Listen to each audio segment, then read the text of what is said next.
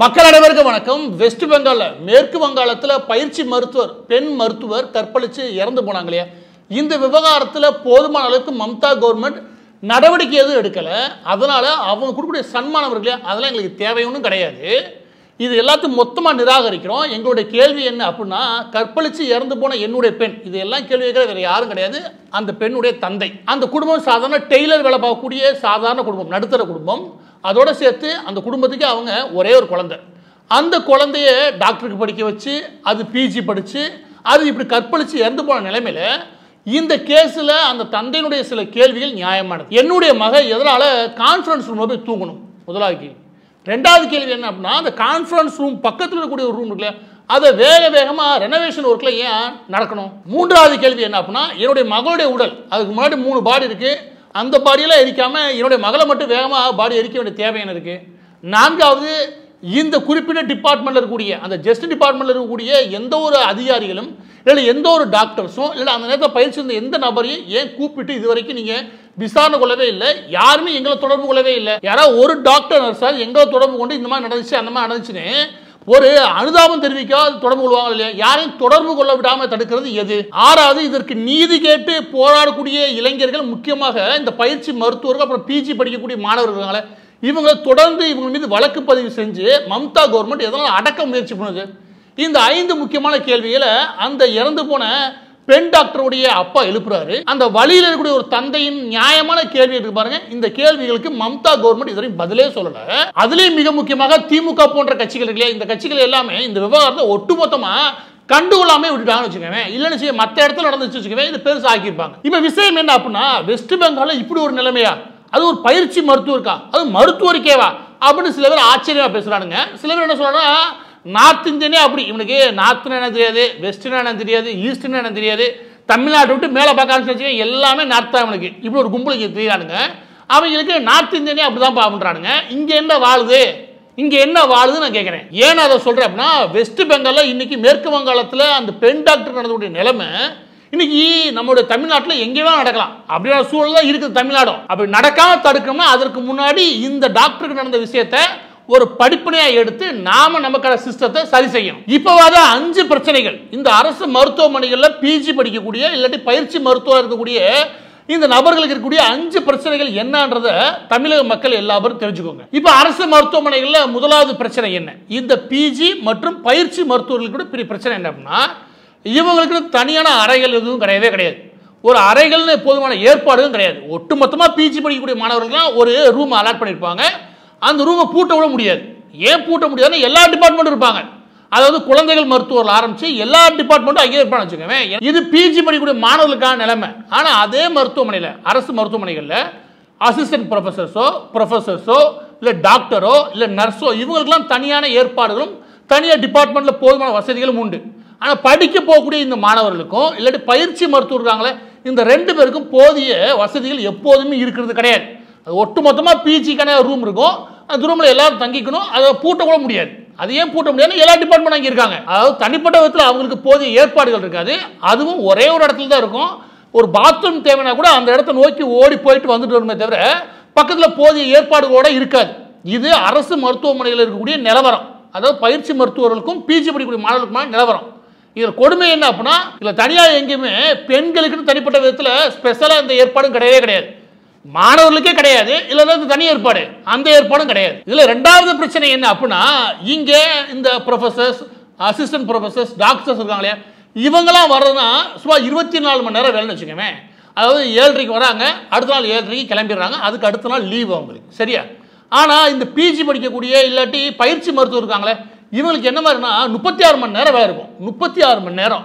இதனால என்ன பண்ணுவாங்க அப்படின்னா, இங்கே இயற்கையாக இருக்கக்கூடிய விஷயம் என்ன அப்படின்னா, 2 பேர் இருக்காங்கன்னா 12 மணி நேரம் நீ பார்த்துக்கோ, நான் கொஞ்சம் நேரம் தூங்கிக்கிறேன், திரும்ப இவர் வந்துடுவார், அதுக்கப்புறம் 12 மணி நேரம் நான் பார்த்துக்கிறேன், நீ தூங்கு.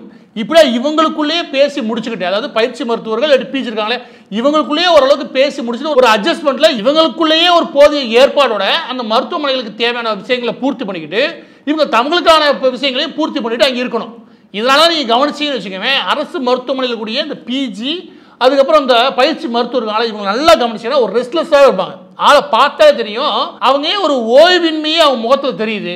ஆல்வேஸ் டயர்டாகவே இருக்கிற மாதிரி தெரியுது. அவனும் உங்களுக்கு ஃபீல் ஆகும். அதற்கு காரணம் முதலாவது காரணமே இதுதான். இதுல மூன்றாவது ஒரு சிக்கல் இருக்குது. அது என்ன அப்படின்னா, இதுதான் ஒரு பெரிய தலைவலியே. அது என்ன அப்படின்னா, இந்த அரசு மருத்துவமனைக்கு வருது இல்லையா, ஒரு 10 கேஸ் வருதுன்னு வச்சுக்கவேன், அதில் 4 கேஸ் லாயர் விட்டு வந்துருவாங்க. இந்த லாயர்ஸ் இருக்கான் பாரு, அவன் படத்தை பார்த்துட்டு ரமணா படம் அந்த படம் இந்த படம் பார்த்துட்டு வந்து இங்கே நியாயம் பேசுறது கிளம்பி வந்து சட்ட சிக்கல்லாம் வருஷம் கட்டிட்டு பேசுவான்னு வச்சுக்கவேன். இது லாயர்ஸ் மட்டும் பேச கிடையாது, ஏகப்பட்ட பேர் பேசுறது. அங்கே வரக்கூடிய கேஸை கடைசியில் பார்க்க வேண்டிய நிலைமையில் யார் இருப்பா அப்படின்னா, இந்த பிஜி இல்லாட்டி இந்த பயிற்சி மருத்துவர் இருக்காங்க, இவங்க நேரடியாக அணுக வேண்டிய சூழல் இருக்கும்போது 2 பேருக்கும் பெரிய முட்டல் முதல் அந்த இடத்துல இருக்கும். மற்றவங்களுக்கு வருதோ இல்லையோ, இந்த பிஜி படிக்கக்கூடிய மாணவர்களுக்கும் அதுக்கப்புறம் இந்த பயிற்சி மருத்துவர் இருக்காங்களே இவங்களுக்கும் இந்த பிரச்சனை எப்பவுமே உண்டு. இந்த தலைவலி, அதாவது ஒரு 20 பேர் வரணும்னு வச்சுக்கவேன், அதில் 2 பேர் பிரச்சனை பண்ணுறதுக்கே வருவாங்க. பிரச்சனை எப்படி, அவங்க சொல்றதை கேட்க மாட்டாங்க. இவங்க என்ன சொல்றாங்களோ அதன்படி தான் மருத்துவம் போகணும் அப்படின்ற அளவுக்கு போயிடுவாங்க. இப்போலாம் என்ன பண்ணிட்டாங்கன்னா, இந்த கூகுள் தேட வச்சிட்டாங்க, இந்த இது மருந்து, இந்த மருந்து போட்டிங்களா அப்படி கேட்கல வந்துட்டாங்க. அதாவது டாக்டருக்கான வேலை பார்க்க வர்றது இல்லை, இவங்களே டாக்டரா மாதிரி அந்த டாக்டருக்கு ஏவுறளவுக்கு வந்துட்டாங்க. இவங்க அந்த டாக்டரை கொஞ்சம் பார்க்க விட்டு அவங்க ஸ்டேபிளா இருக்காங்களா, என்ன அசஸ்மெண்ட் பண்ணணும் அப்படின்னு அவங்கள பார்க்க விடுறதே கிடையாது. இவங்க பக்கத்துல உட்காந்து தொட்டு பாருங்க அப்படின்னு சொல்லாம சொல்லியிருப்பாங்க. அந்த பிரச்சனை இருக்கும். ஒரு நாளைக்கு ஒரு டாக்டர் 60 பேஷண்ட்டை பார்க்க வேண்டிய நிலைமையெல்லாம் ஈஸியா அந்த அரசு மருத்துவமனையில் உருவாகும். இதையெல்லாம் எடுத்து பார்த்து அதை சரியா அசஸ் பண்ணி கொடுக்குறது பாருங்க, அது இன்னொரு மன அழுத்தமான வேலை. இந்த மன அழுத்தமான வேலையில் இவங்க குறுக்க புகுந்து நம்ம தமிழ் சினிமாவை பார்த்துட்டு காசு பறிக்கிறதுக்காக முயற்சி பண்றாங்க. டாக்டர்ஸ் எல்லாம் கெட்டவங்க, இப்படி ஒரு 10 பேர் வருவாங்க. அவன் பிரச்சனையும் சேர்த்து யார் பார்க்கணும், இந்த பயிற்சி மருத்துவர்களும் பிஜியும். இந்த 2 குரூப்புக்கும் போதிய வசதி கிடையாது. ஏற்கனவே 36 மணி நேரம் வேலை பார்க்கணும், இதுல படிக்கணும், இதுல இந்த காவாலிப்பேட்டை பிரச்சனை வேலை பண்ணணும்னா எப்படியான மனநிலையில் வாழ்வாங்க. இது இன்னொரு மன அழுத்தம். இதுல 4வது விஷயம் ஒன்று இருக்குது, அது கொடுமையிலும் கொடுமை. அதான் அது என்ன அப்படின்னா, ஒரு எடுத்துக்காட்டுக்கு சொல்றேன், அப்பதான் உங்களுக்கு தெளிவா புரியும். இப்ப டெங்கு பரவுது, எல்லா பக்கமும் டெங்கு பரவுது, எல்லாரும் படுத்தா வச்சுக்கேன், 7 நாள் படுத்து எந்திரிக்கிறான்னு வச்சுக்கவேன். ஆனா நீங்க அரசு மருத்துவமனையில் போன வச்சுக்கவேன், எண்ணிக்கை வெறும் 12 பேருக்கு மட்டும்தான் அவுட் ஆகி, எண்ணிக்கை வெறும் 18 பேருக்கு மட்டும்தான். இந்த அரசு இந்தியாவிலே நம்பர் 1 அரசாக செயல்படுகிறது. யாரு? திமுக அரசு. இவங்க பண்ற ஒரு பித்தலாட்டம் என்னன்னா, திமுக அரசு பண்ற பித்தலாட்டம், வந்து உட்கார்ந்தேன்னு வச்சுக்கவேன், இந்த டெஸ்ட் எல்லாம் எடுக்காது. டெங்குன்னு டெஸ்ட் தான் டெங்கு தெரியும், நீ எதுக்கு எடுக்கிற அப்படி கேட்பேன். யாரு? நம்ம திமுக கவர்மெண்ட். அவ்வளவு புத்திசாலி, அதி புத்திசாலியான கவர்மெண்ட் இது. கவர்மெண்ட் நீ எதுக்காக கணக்கு காமிக்கிற?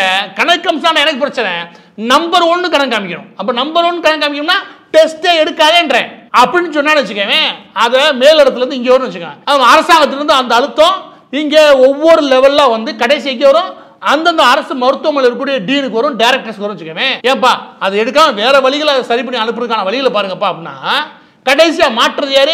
அங்கே மாற்றுறதும் இந்த பயிற்சி மருத்துவர்கள், இந்த பிஜி தான். ஏன் 36 மணி நேரம் உள்ள இருக்கிறது தானே, இவனை வந்து ஈஸியா ஒம்பிழுப்பானுங்க எல்லாரும் வந்து. எனவே அதுல சிக்கிறது இவங்க தான். அதாவது நான் டெங்குக்கு மட்டும் சொல்றேன், இது ஆரம்பிச்சு கொஞ்ச நாளைக்கு முன்னாடி குளுக்கோஸ் கிடையாது, அந்த குளுக்கோஸ் தட்டுப்பாடு இருக்குல்ல, அதையும் நீங்களே சமாளிக்கிட்டாங்க. யாரு? திமுக கவர்மெண்ட். குளுக்கோஸ் என்ன போறோம், அதையும் சமாளிச்சுக்கிட்டாங்க. அப்ப அந்த இடத்துல போய் இப்போ குளுக்கோஸ் வாங்கிட்டு சொன்னா அந்த பேஷண்ட் சம்பந்தப்பட்ட உறவினர் பாருங்க, அவங்களுக்கு எவ்வளவு கோவம் வரும். அந்த கோபத்தை எதிர்கொள்ள வேண்டியது யாரு? இந்த பிஜி ஸ்டூடெண்டும் அதுக்கப்புறம் அங்கே இருக்கக்கூடிய பயிற்சி மருத்துவர்கள் தான். இந்த 4 பிரச்சனைகளை எதிர்த்து படிச்சு இந்த சமூகத்தில் வெளியேறேன்னு வச்சுக்கவேன், பிதுங்கி போய் தான் வெளியேறான். அப்பா சாமி இதோட போதுன்ற சாமி, ஏன் இந்தியா விட்டு எல்லாரும் ஓடுறானா இந்த மாதிரியான சூழல் இருக்கிறதுனால தான். நமக்கு சர்வீஸ் மைண்டோட வந்தா கூட அதை சர்வீஸ் பண்ண விடாத அளவுக்கு அரசாங்கமும் இருக்கு, மக்களும் இருக்கு, சூழலும் இருக்குன்னா இங்க நீங்க சொல்லுங்க மனசாட்சி தொட்டு, நீ இங்க வெஸ்ட் பெங்கால பேச போயிட்ட, தமிழ்நாடு கொடூரமான நிலைமையில இருக்குது, அதை எதிர்த்து கேட்க முடியாதனால அந்த ஸ்டூடெண்ட்ஸ் இருக்காங்க, அந்த பயிற்சி மருத்துவர்கள் இருக்காங்க, அதையே எதிர்த்து கேட்க முடியுற காரணம் சொல்லிக்கலங்க. எதிர்த்து கேட்டு ஒருத்தர் அடிச்சிட்டான் அப்படின்னு எதிர்த்து கேட்டா வச்சுக்கவே, உடனே இவங்க இந்த முதல்வர் படத்தில் வர மாதிரி தான், பின்புலம் என்ன, அவன் ஜாதி என்ன, மதம் எல்லாம் பார்ப்பாங்க. ஓகே, அவனோட ஓட்டு நமக்கு தேவை. அப்போ பலிகடை ஆக்குறது யாரு? அப்போ பலிகடை ஆக்குறது இந்த பிஜி ஸ்டூடெண்ட்ஸ்ல. இவங்களை பலிகடை ஆக்குறது ஈஸி. ஏற்கனவே தமிழ்நாட்டில் இது மாதிரி ஒரு இன்சிடென்ட் நடந்திருக்குது. அதாவது வந்த பேஷண்ட்டுடைய உறவினர் போய் பிஜி ஸ்டூடெண்ட் அடிக்க, அவங்க எல்லாம் சைக்கிள குதிக்க, அரசாங்கம் என்ன சொல்லுச்சு, எல்லாத்தையும் அனுப்பி விட்டுட்டு எம்ப்ளாய்மெண்ட் எக்ஸ்சேஞ்ச் இருக்குல்ல, அதெல்லாம் தூக்கி போடுங்கட்டாங்க. அப்போ இவங்களோட வாழ்க்கையெல்லாம் அதாவது அந்த கோர்ஸை முடிக்கணும்னா பிஜி ஸ்டூடெண்ட்ஸ்க்கு இது அவசியம். அது படிப்பை இடையில நிப்பாட்ட வேண்டிய சூழலுக்கு யார் தள்ள முடியும்? இந்த ஆளும் ஆட்சியாளரால் தள்ள முடியும். இந்த பிரஷர் அதிகமாக இருக்கிறனால இது எல்லாம் சகிச்சுக்கிட்டு போயிருக்காங்க. அவங்களால தொடர்ந்து போராட்டம் நடத்த முடியும்னு கிடையாது. இந்த கஷ்டம், அதாவது அவங்க வாழும் சூழல், அவங்க படிக்கும் சூழல், அதில் இருக்கக்கூடிய பாதுகாப்பின்மை, அதில் பெண்களுக்கான பாதுகாப்பின்மை, இதை தாண்டி ஆளும் அரசாங்கங்கள் தங்களுடைய அரசியல் பிழைப்புக்காக ஏற்படுத்தக்கூடிய அழுத்தங்கள், அங்கே இருக்கக்கூடிய அந்தந்த மருத்துவமனையில் இருக்கக்கூடிய டைரக்டர்கள் ஆரம்பிச்சு இந்த ஹச்ஓடி வரைக்கும் இருக்கக்கூடிய நபர்கள் இருக்காங்களே, இவங்க யாரும் கீழே கூட பிஜி அதுக்கப்புறம் பயிற்சி மருத்துவருடைய நலன் சார்ந்து யோசிக்காம இருக்கிறது எக்கேடு கட்டி வேணா போலான்னு இந்த மாதிரி கூடிய சூழல்ன்றது வெஸ்ட் பெங்கால் மட்டும் கிடையாது, இங்கேயும் இருக்கு. நான் சொல்றேன் 4 மணிக்கு அந்த பொண்ணு அசந்து போய் தூங்குது. 36 மணி நேரம் வேலை செஞ்சு வச்சுக்கவேன், என்ன ஆகும்? எப்படா தூங்குவோம் அப்படிதான் இருக்கும். அந்த பெண்ணால தொடர்ந்து எதிர்த்து போராட முடியாத அளவுக்கு சத்தம் எல்லாம் போச்சு. அந்த நேரத்தில் தூங்கி அசந்து தூங்கி இருக்கும்போது வாய் அமுக்கி கழுத்தை அமுக்கினா அந்த பொண்ணால மேற்கொண்டு போராட முடியாம சரண்டர் ஆக தான் முடியும்.